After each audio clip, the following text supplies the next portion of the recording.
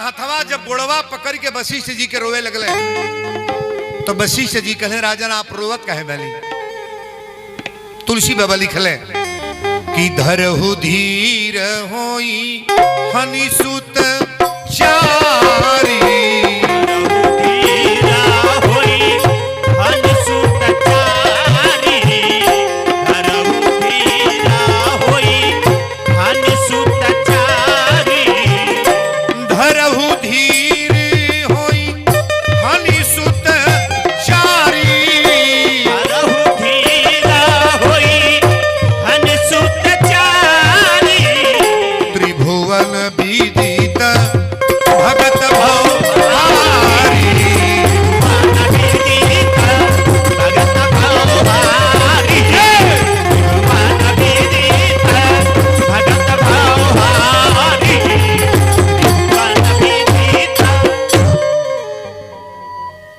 शंकर भगवान की।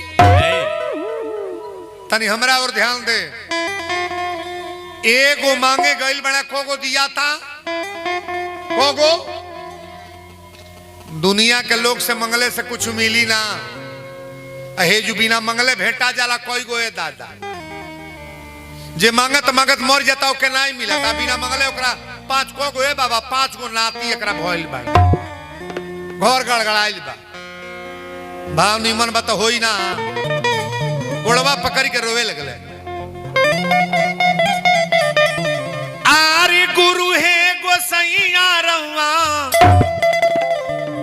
परिले हम पैया अरहुआ जनते बानी। बोलो अयोध्या धाम की। अरे रहुआ जनते बानी रघुकुल के सागर रो कहानी रहुआ जनते बानी रघुकुल के सागर रो कहानी रहुआ जनते बानी रघुकुल के सागर रो कहानी रहुआ जनते बानी। गुरु है गोसैया रहुआ गुरु है गोसैया रहुआ परिले हम पैया रहुआ जनते बानी। घरवा में भरल बाड़े सोनवा से चानी घरवा में भरल बाड़े सोनवा से चानी। घर ही में बाड़ी हमरा तीन तीन गोरानी घर ही में बाड़ी हमरा तीन तीन गोरानी। अवध के लोगवा हमके पहलनी रहुआ जनते बानी। बोल दी अयोध्या धाम की। बड़ी सुंदर भाव बतनी हमरा और ताको। दशरथ जी गोड़ पकड़ के रोवे लगले कहले सरकार पूरा समाज हमके निसंतानी कहता हमरा ई बताई पहले पुत्र लिखल बा कि ना। अच्छा रोजा एक बात बताई हेतना मोट गड्डी के नोटे के गद्दा बनवा ले जा इतना मोट खाली 2000 के नोट रहे 500 का नोट आ गड्डी के गड्डे गद्दा हेतना मोट बनवा ली नोटे के आ ओई नोटे पर राती के सुतल जा राती के नींद लागी कि ना लागी लागी लगी हो लागी नोटवा पर जे सुती ओकरा नींद लागी। अरे बे बीमारी के बीमारी बढ़ जाई हो दादा बे बीमारी के आ चटनी रोटी खा के आ गुदरा बिछा के सुतल जा ऊपर नींद लागी कि ना नहीं लगी। ये गांव के जौन गरीब आराम से सुतता को अमीर सुतता हो गाँव में पता करिए तो ये रातों दिन खाली गौनाता भजावता ओकर कौन दशा बा है तर देखी तुरंत कहीं बाबा बड़ी गोजन बा बड़ी बड़ी एके एके मनावे चाहिए भगवान हमके रुपया कम दो धन कम दो संपत्ति कम दो लेकिन एक निवेदन बा हमरा बेटा के हमरा मर्दे के हमरा पतोही के हमरा देही के बीमारी रौरा मत दे हमरा शरीर में कोनो कष्ट न हो। मनई के जीवन में सबसे बड़ा कष्ट का हो बीमारी। एगो बीमारी कोनो बरियार धरा जाई ना तो 100 रुपया का थाह लग जाई आ सारा व्यवस्था उनका फेल। अच्छा तो रुपया से दवाई हो जाई, मरीज ठीक हो जाई, को करोड़ रख लो हो जाई हो। आई दुकान बूढ़ी लावत या मूढ़ी हाँ कह दे चौन परास यो खाइल करा खाई हो सुधिया जा, पैसा से दवाई हो पाई। करोड़ों रुपया लेके गोरले बाकी भगवान है 100 रुपया ले डॉक्टर साहब हमरा मरीज का बचा दो। उनके जब ले कृपा ना हुई तो ले मरीज ना बची। भगवान की कृपा मनावे चाहिए। दशरथ जी जब रोवे लगले तो गुरु वशिष्ठ जी कहे राजन आप चिंता मत करिए 4 गो हुई हैं, लेकिन कैसे तय है जग से। इनके कहले से नहीं हुए कैसे हुई है। वीरेंद्र बाबा 1 लाख बोल दें कुछ कह लें, लेकिन कृपा कैसे हुई हमसे कि जग से। जग से होगा।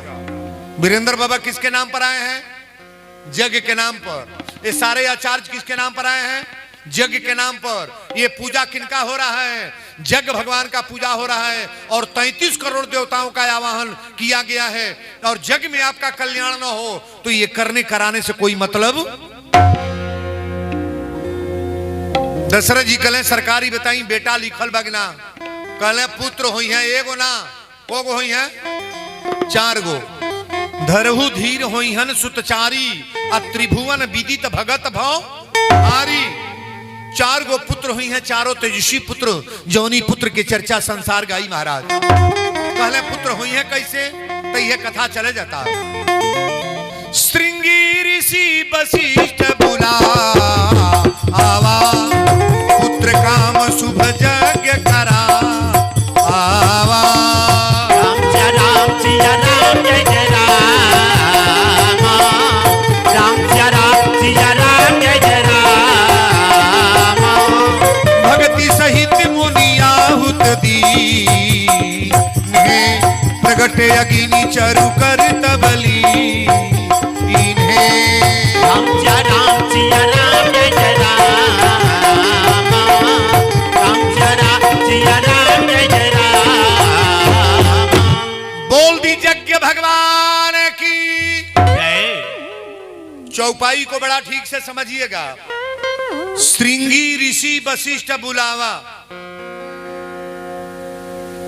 तैयारी नहीं भल बहिन, हम कोई तोरो छिलाता सब जने छिलवा लही के फिर मैं पड़ल बाड़ लोगों ये जगिए भर में सब ऊख छिलवा दा जा। अबे बूढ़ा कहलिए कि बाबा गांव भर के ऊखिए छिलाता है। ऊख छिला लोग बैठल भाई मैं है क्यों जाला छीले ऊख। वो छीले वाला के डिप्टी अलगे बा।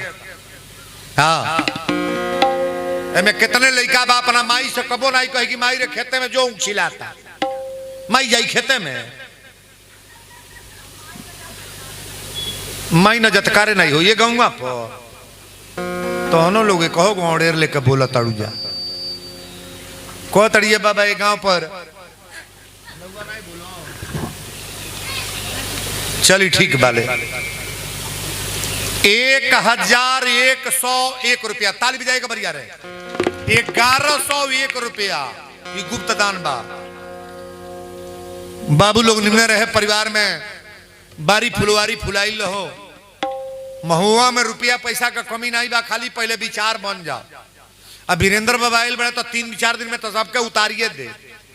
अब 2-3 दिन उखिया बनलो करवाई भी। हाँ तन 2-3 दिन अभी दूसरा दिन आज ना बिहने से जो भीड़ देखा माहौल लेता कि ना लेता। अपनी कथा में 2-4 हजार लोग न रहे तो सजी कथा बिगड़ न जाला। बोलो शंकर भगवान की। श्रृंगी ऋषि वशिष्ठ बुलावा, अब पुत्र काम शुभ यज्ञ करावा। अच्छा बताई हेतौते जग केहू के अकेले कह दे जाए यादव केहू, यादव परिवार है जो ढेर लोग बा। यादव बालो यादव परिवार ज्यादा बालो। कौनो यादव के कह दे जाए यादव तू अकेले जग ये तौते कर कली हैं करिया हो भर मुँह माटी ले ली है अकेले करिया कल जो पूरा महुआ मुड़े पूरा इलाका जुटल बा तब जग होता है। अकेल जग मान के नाम बा। अब भगवान के जग अकेल संभरा पाई। 8 जगह जहां देखे के बा समझे के बा। श्रृंगी ऋषि वशिष्ठ बुलावा, अब पुत्र काम शुभ यज्ञ करावा, भक्ति सहित मुनियाहुत दीने, अब प्रगटे अगिनी चरुकर तब दीने। यज्ञशाला में हम ब्राह्मण माचिस नहीं बारते हैं, यज्ञशाला में माचिस नहीं बारा जाता है। कल यहाँ अग्नि प्राकट होंगी, कल यज्ञशाला में अग्नि प्राकट होंगी, लेकिन हमारे वैदिक लोग माचिस नहीं बारेंगे। कैसे अग्नि प्राकट होती है? लकड़ी को घरसर किया जाता है, पीपल की लकड़ी होती है ना, घुंडी मंगा करके यहाँ कल आप लोग के आंख के सामने ये अग्नि प्राकट यहाँ यज्ञशाला में होगी। सभी लोग रहेंगे जब अग्नि प्राकट होगी तो। बोलो सच्चे दरबार की जय।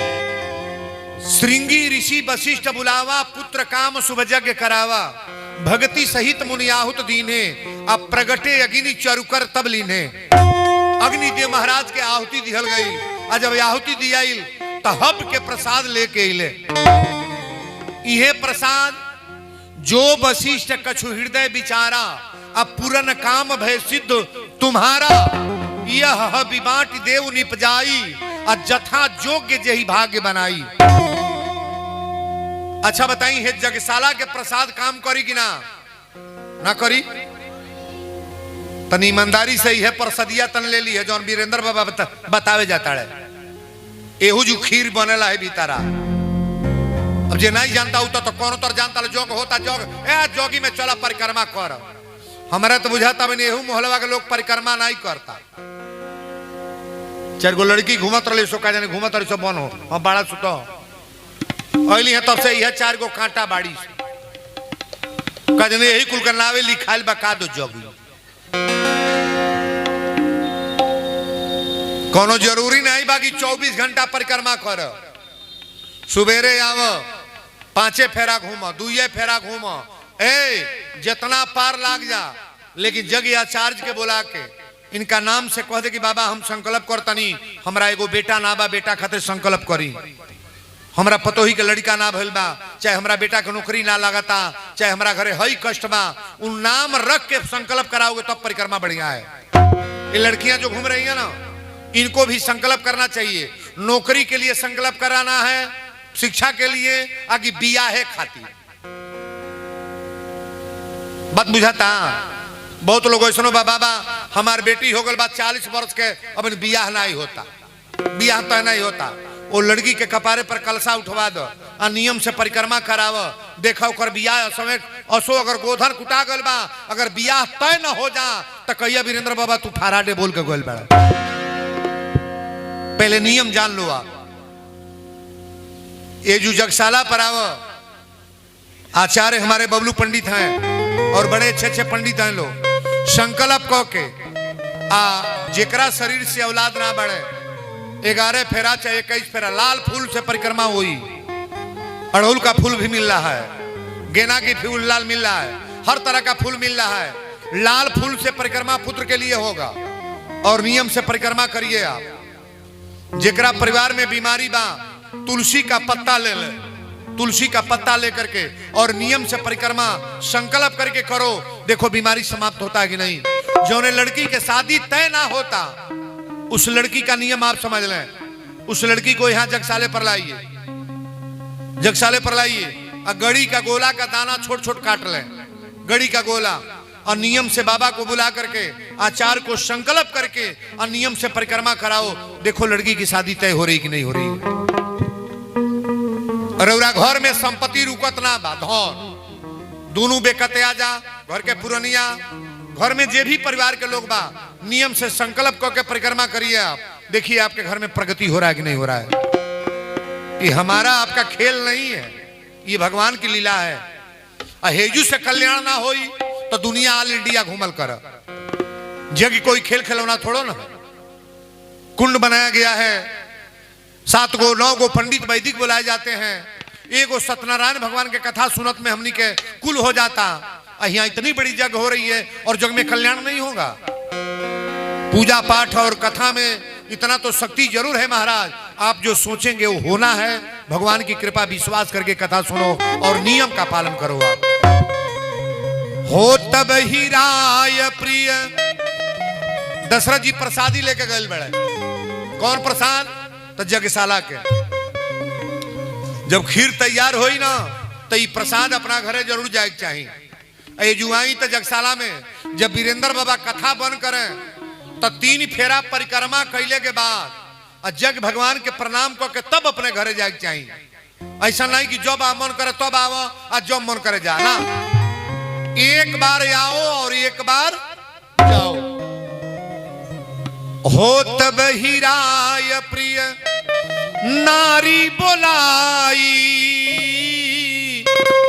कौशल्यादि तहां चली आई। राम सिया राम सिया राम जय जय राम राम राम सिया राम जय जय राम। अर्ध भाग्य कौशल्या दीन्हा, उभय भाग्य कर आधे कीन्हा। राम सिया राम जय जय राम राम राम सिया राम जय जय राम। बोल दी अयोध्या धाम की प्रसादी लेके दशरथ जी गए बड़े यज्ञ के प्रसाद, खीर के प्रसाद रहे, गोला बनौले रहले। अच्छा कौशल्या के कौ बच्चे हैं? कौशल्या के कौ बच्चा हुआ? हाथ उठाइएगा। एक। कौशल्या के पुत्र का नाम राम। केकई के कौ बच्चे हैं? गलत होता। केकई के कौ लड़का? बहन के उठल बा भाई, काहे के 2 गो 3 गो अंगुरी उठाओ तड़ू जाओ। केकई के कौ लड़का? एक। केकई के पुत्र के नाम भरत। और 2 जनी केकरा हवा? 2 जनी महारानी सुमित्रा जी के। प्रसाद का कमाल है, गौर करना। अर्ध भाग्य कौशल्या दीन्हा, आधा प्रसाद कौशल्या जी के दिया गए। उभय भाग कर आधे कीन्हा, जो आधा प्रसाद बचल ओके 2 टुकड़ा करके 1 टुकड़ा केकई के दिले। 1 टुकड़ा प्रसाद दशरथ जी ले बने, जो 2 भाग 2 टुकड़ा के दिया बा महारानी सुमित्रा जी के। सुमित्रा जब पौली तो कहली, ये दीदी तू लोग तो 1-1 टुकड़ा पौले बाड़ू, तारा 1 पुत्र हुई है, अगर हमरा 2 गो हुई हैं तो 1 पुत्र के तोहरी पुत्र के सहायता में लगा दे, और 1 पुत्र के राम के सहायता में के लगोले बड़ी? लक्ष्मण के। और भरत के सहायता में श्री शत्रुघ्न महाराज, यानी लक्ष्मण के भाई शत्रुघ्न जी हैं। तीनों रानी प्रसाद पौली। अब प्रसाद पौली तो तुलसी बाबा लिखले कि जा दिन ते प्रभु गर्भ आए, आ तीनों लोक सुख संपत छाए। तीनों रानी गर्भवती हो गई। भगवान के जन्म महोत्सव देखी, अब जो दिखावे जाता नहीं हो जैया भगवान के अवतार होखे के बाद अयोध्या में 10 दिन 15 दिन पहले से सारा देवता लोग अयोध्या जुटे लागल। तुलसी बाबा लिखली कि नवमी तिथि मधुमास पुनीता। नवमी तिथि रहे, शुक्ल पक्ष रहे, न ज्यादा धूप रहे न ज्यादा गर्मी रहे, शीतल मंद हवा रहे। और कौशल्या जी के महल में चतुर्भुजी रूप में भगवान 4 गो हाथ लेके ताली बजाए के बढ़िया रे। वो हाथ बा। कौशल्या जब देखली तो रोवे लगली, कहली हे प्रभु हम रउरा के कौना रूप में मंगले रहली हम? 4 गो हाथ कहीं मनुष्य के होला? रउरा का बन के आइल बानी? बाप बन के आइल बानी की बेटा? भगवान कहले तनी पर तो बापे बानी 4 हाथ बा। कौशल्या कहली 2 हाथ कम करिए, तो 2 हाथ कम कैली। कौशल्या कहली पहले बालक बन के कोरा में आई, कीजे शिशुलीला अति प्रिय शीला। बालक बन के गोद में आइए ना, तो भगवान बालक बनले। और जब कोरा में अइले तो भगवान हंसा तड़े बतियावे तड़े। कौशल्या कहली हो गड़बड़ बा। कहले का करी? भगवान कहले पहले का करी? कौशल्या कहली पहले लड़का पैदा होला तो चिल्ला चिल्ला रोवे, पहले रोई। भगवान कहले रोहू के परी, तन हे बाबू के बैठा ले, बरिया रे पकड़ ले के, हे लड़का के पकड़ ले के, छोटका के। बोलो शंकर भगवान की। रउरा एक बात बताए, जितना लोग एजू का बैठल बा, रउरा घरे बेटी पैदा होखे बेटी तो 10 गो बेटा के नाती के बाद एगो बेटी पैदा होके तो घर गदगद होई।